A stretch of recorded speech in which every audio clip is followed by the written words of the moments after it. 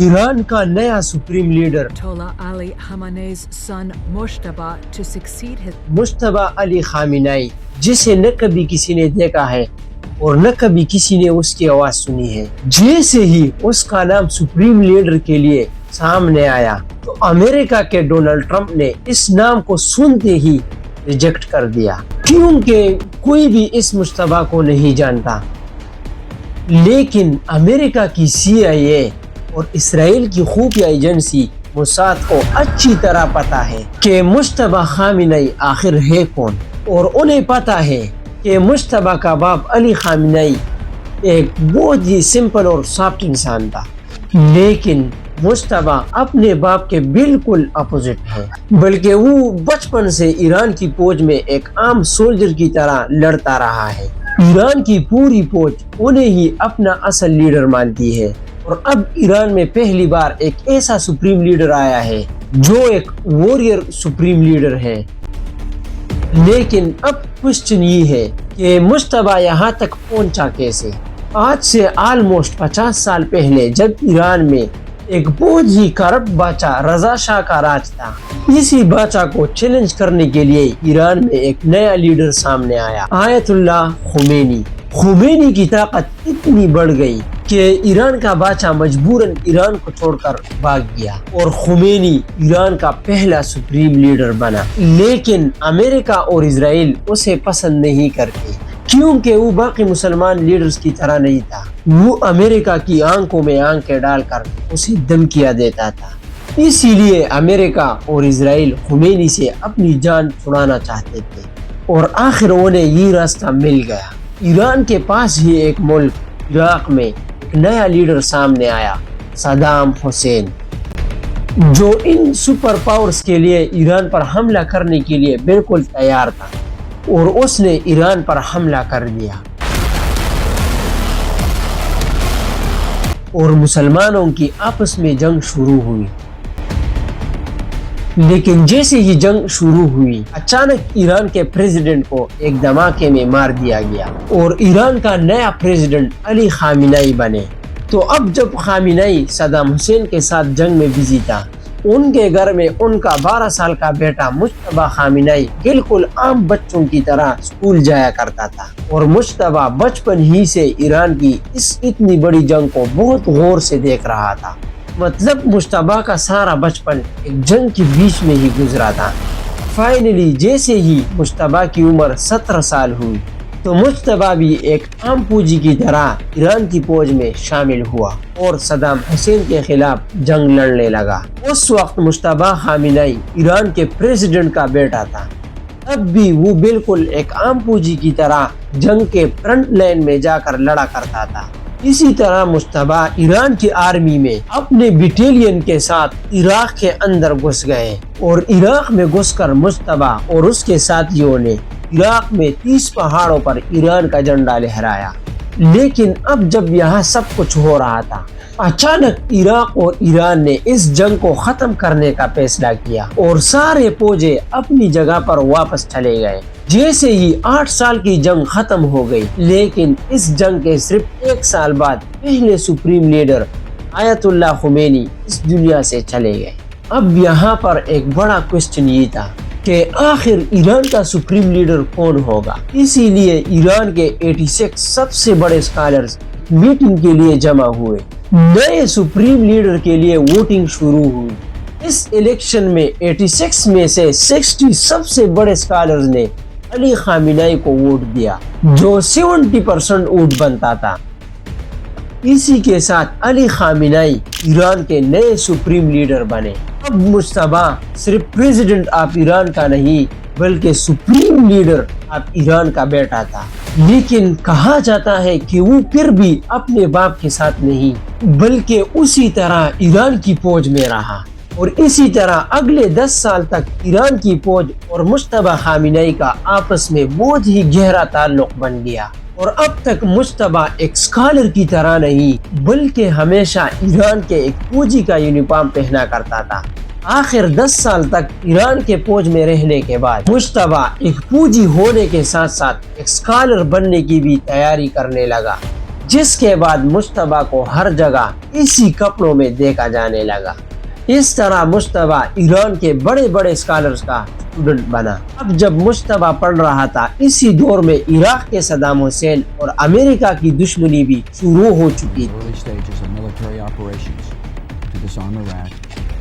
اور صدام اب بالکل بدل چکا تھا اور وہ بھی امریکہ کو دھمکیاں دیا کرتا تھا۔ اسی لیے امریکہ اور اسرائیل بار بار مل کر صدام حسین پر جھوٹے الزام لگانے لگے کہ صدام حسین عراق کے لیے ایٹم بم بنانے والے ہیں۔ صدام حسین بار بار کہتا رہا کہ اس کے پاس کوئی ایٹم بم نہیں ہے، لیکن تب بھی امریکہ نے اس کی نہیں مانی اور اپنی پوری طاقت کے ساتھ عراق پر حملہ کر دیا۔ اور عراق میں لاکھوں لوگوں کو مارنے کے بعد پوری دنیا نے دیکھا کہ یہ سب بس جھوٹ تھا اور عراق میں کوئی ایٹم بم نہیں تھا۔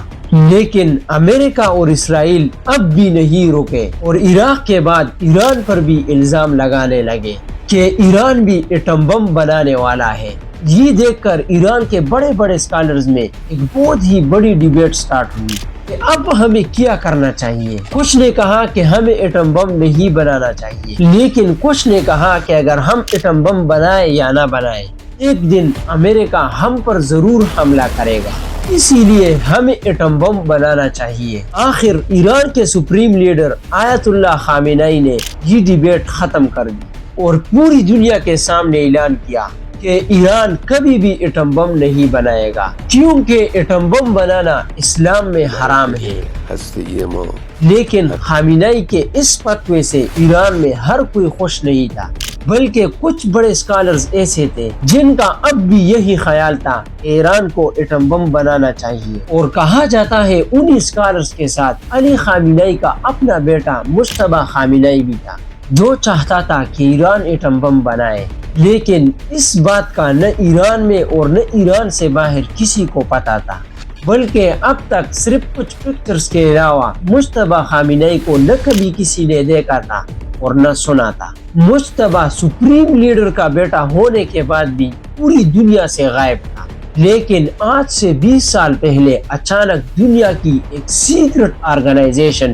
ویکی لیکس میں کچھ ڈاکومنٹس ریلیز ہوئے جن میں لکھا تھا کہ مجتبیٰ خامنئی میڈیا میں کسی کو نہیں دیکھتا، لیکن اصل میں مجتبیٰ خامنئی ایران کے پاورفل لوگوں میں سے ایک ہے، جسے ایران کی فوج ایک کیپیبل اور فورسفل لیڈر مانتی ہے۔ اور ان ڈاکومنٹس میں آج سے 20 سال پہلے لکھا تھا کہ ہو سکتا ہے کہ آگے جا کر مجتبیٰ خامنئی ایران کا سپریم لیڈر بنے،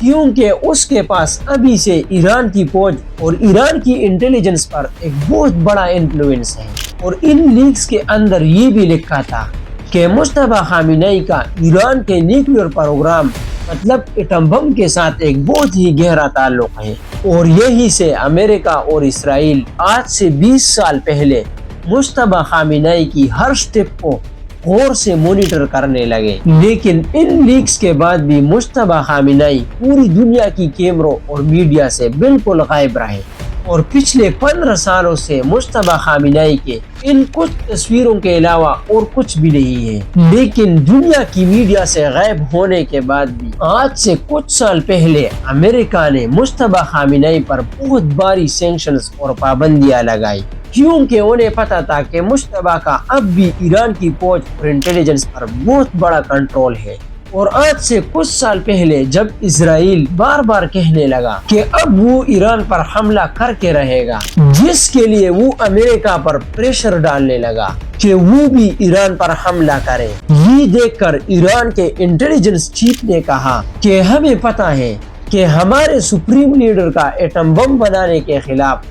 فتویٰ ہے، لیکن اگر امریکہ اور اسرائیل ہمیں اسی طرح گھیرتے رہے اور ہمارے لیے سارے راستے بند کرتے رہے تو ہم بھی چپ نہیں بیٹھیں گے، بلکہ ایک کارنر ٹائگر کی طرح ہمیں اپنے ایٹم بم کے پروگرام کو دوبارہ سٹارٹ کرنا ہوگا۔ اور آخر سپریم لیڈر کے ایڈوائزر علی لاریجانی نے اعلان کیا کہ اگر امریکہ نے ہم پر حملہ کیا تو ہمارے پاس بھی اور کوئی آپشن نہیں بچے گا اور ہم اپنا نیوکلیئر پروگرام دوبارہ شروع کریں گے۔ لیکن تب بھی امریکہ نے ایران کی بات نہیں مانی اور امریکہ اور اسرائیل نے مل کر ایران پر حملہ کر دیا۔ اور اس حملے کے پہلے دن مشتبہ نے اپنے باپ اور سپریم لیڈر کو کھو دیا۔ ان حملوں میں مشتبہ کی ماں بھی اس دنیا سے چلی گئی اور پھر مشتبہ کی بیوی بھی ان حملوں میں شہید ہو گئی اور ان حملوں میں ان کا بیٹا بھی شہید ہو گیا۔ مطلب صرف کچھ ہی دنوں میں مشتبہ کی فیملی کی